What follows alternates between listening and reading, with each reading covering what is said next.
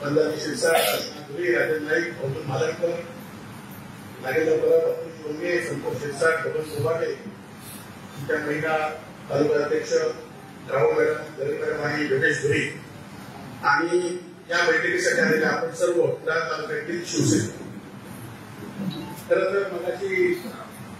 अमरसेन म्हणाले की चिंतन शिबिरची बैठक आहे. खरं तर आपल्याला सगळ्यांना पराभव कशामुळे झाला हे आपल्याला निवडणुकीच्या निकालात दिसत होते. त्यामुळे चिंतनची बैठक नाही तर ती आता पुन्हा एकदा नव्याने सुरुवात करण्याची बैठक आहे. पुन्हा एकदा आपल्याला नव्याने सुरुवात करायची आहे. खरं तर कालच्या निवडणुकीमध्ये आपण ज्या पद्धतीने काम केलं त्या पद्धतीने आपण विरोधकांच्या आरोपांना, विरोधकांच्या झुंडशाहीला आपण भिडला आणि त्यामुळे जरी आपल्याला थोडक्यात पराभव झाला असला तरी पराभव हा आपण लढाई करून केला आपला झालेला आहे एवढं मात्र निश्चित काय आहे. खरं तर जीवनामध्ये वाटचाल करताना प्रत्येक वेळी संघर्ष हा असतोच आणि गेल्या 10-15 वर्षांमध्ये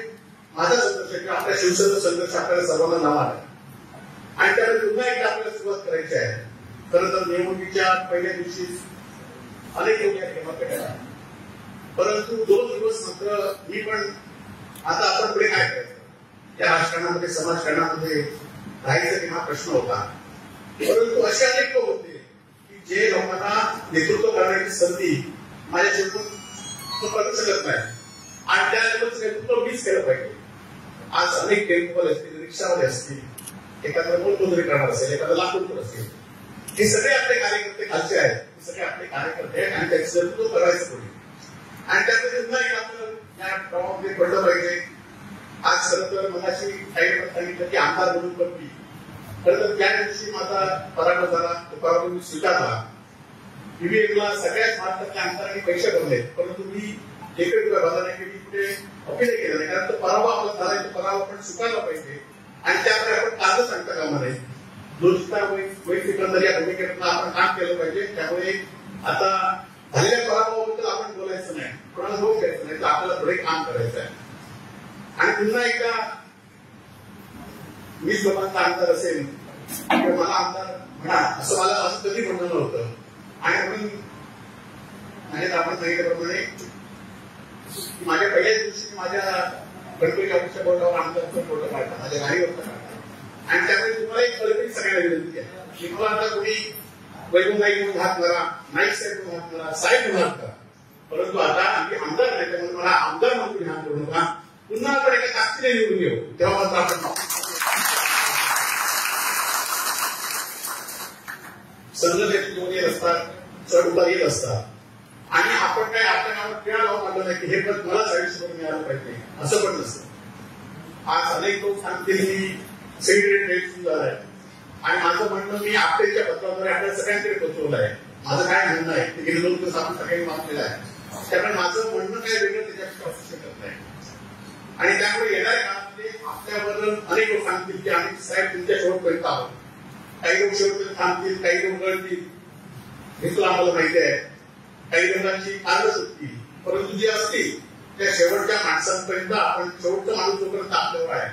तोपर्यंत आपण काम करायचं असा निश्चय या ठिकाणी मी केला आहे आणि तो खरं तर उद्योजकच्या काळामध्ये सुद्धा आपल्याला माहिती आहे की आम्हाला अनेक आम्ही शेवटी माझ्या बसलेल्या अनेक लोकांना आम्ही शेवटी काही लोक तिकडे गेले, परंतु आम्ही सगळेजण तुम्ही आपण सगळेजण एका विचाराने एकत्र आहे. पदे येतील, सत्ता येतील, पद जातील, हे सगळंच होत असतं, परंतु विचार आपला आणि त्या विचाराला आपण काय देतो. खरं तर आज पराभवाने सिंधुदुर्ग जिल्ह्यात महाराष्ट्राची जनता सुद्धा हळहळली असं आपण म्हणू शकतो, कारण अनेक लोकांच्या पूर्वीत आहेत, अनेक सामान्य लोकांना आपल्या कुटुंबाचा कुठे एक सदस्य आज निवडून झालाय असं वाटतंय आणि हाच खरंच माझा विषय आहे. कारण गेल्या 6 वर्षांपूर्वी काम केले ते सामान्य माणसासाठी करण्याचा प्रयत्न या ठिकाणी करत आहे. आज आपल्याला माहिती असेल की येणाऱ्या काळामध्ये सुद्धा जे विजयी झाले त्यांचं उमेदवारांचं अभिनंदन मी त्या दिवशीच केलंय की जे विजयी झाले त्यांचं अभिनंदन, त्यांनी चांगलं काम करावं, परंतु त्यांनी पण लक्षात ठेवावं की एका नाही लोकशाहीमध्ये आहे, लोकशाहीमध्ये एखाद्या कार्यकर्त्याच्या विरोधात आपल्या विरोधात काम केलं म्हणून कोणाला त्रास देईल तर त्यांच्यावर आम्ही जास्त उतरण्यास कमी पडणार नाही. मला माहिती असाल की या मतदारसंघातील सरकारी अधिकारी कर्मचारी यांनी पण लक्षात घेतलं पाहिजे की या मतदारसंघातील 72,000 लोक माझ्या पाठीशी आहेत आणि या 72,000 बरोबर आज तुमच्यासारखे हजार लोक आज पराभव जाऊन सुद्धा माझ्या पाठीशी आहेत आणि त्यामुळे ती ताकद माझी रस्त्यावरची ताकद ती आहे आणि जर कोणी कोणाला उगाच त्रास देण्याचा प्रयत्न केला तर निश्चितपणे ही ताकद आपण रस्त्यावर उचलून त्याला न्याय द्यायचा स्वस्त असणारे एखादा ते तिथून आले ते चांगलं काम करावं बहिणींना अजून 1500 ते 2100 रुपये द्यावे 2100 ते बंद झाले तर मात्र आपल्याला रस्त्यावर उतरावं अनेक योजना आहेत त्या योजना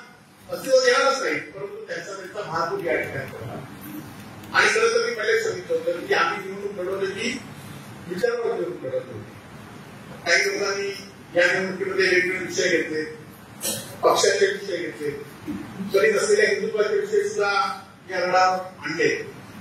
खरं तर त्यांना सांगितले की बाबरी मशीदच्या वेळी दुसऱ्याची भूमिका घेतली ती महाराष्ट्रावर लोकांना माहिती होती आणि म्हणूनच हिंदूंना त्यावेळी फार म्हणाले जातात परंतु आता 15 वर्ष सत्ता आहे आणि पुन्हा हिंदू तंत्र येण्याच्या भूमिका मांडतात लोकांना त्याकडे फसवतात परंतु ह्या भूमिका तुमच्या जास्त वेळ टिकणार नाही परंतु आता आपल्याला एक सुरुवात करताना सुद्धा संजय पटेल विनंती करेल विनंती करेल की तुम्ही पदाधिकारी जे काम करत आहेत ज्याला वेळ देत आहेत अशा पदाधिकाऱ्यांचे नवीन पदाधिकारी आहेत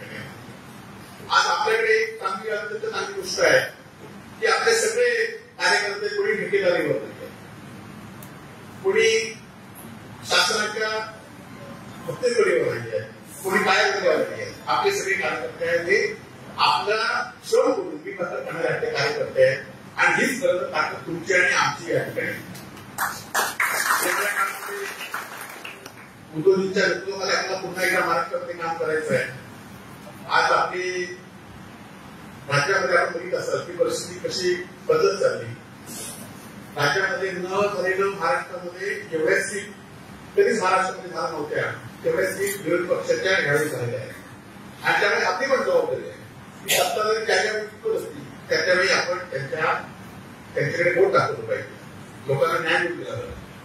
आज विकास कामासंदर्भात आपण 10 वर्ष प्रामाणिकपणे काम करण्याचा प्रयत्न केला आता विकास कामांतर त्यांच्याकडे आहे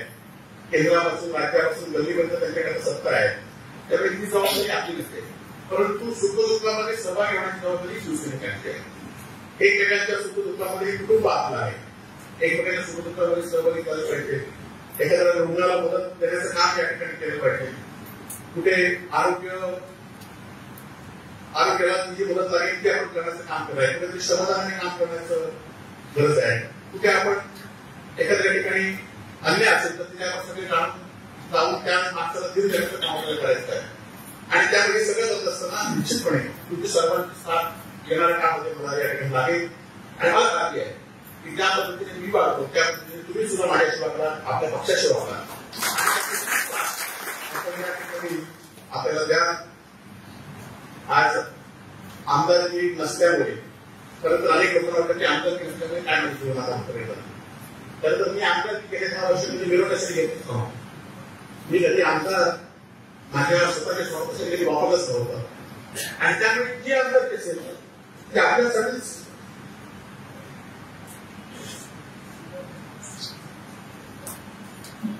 वापरली आणि आपण